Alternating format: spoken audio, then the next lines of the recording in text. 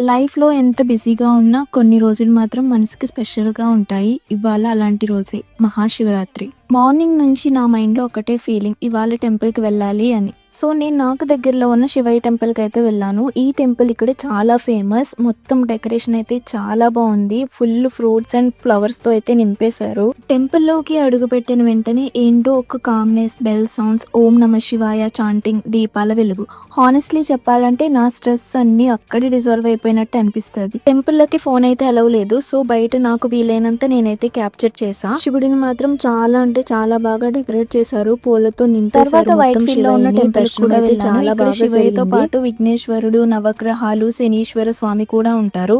ఇక్కడ మా చేతులతో మేమైతే శివుడికి పాలాభిషేకం అయితే చేసుకున్నాం. చాలా మంచిగా అనిపించింది. మన చేతులతో మనం చేసుకుంటే చాలా బాగుంటుంది కదా. శివయ్యని చూడడానికి 2 కళ్ళు సరిపోవట్లేదు కదా. అండ్ నవగ్రహాల దర్శనం కూడా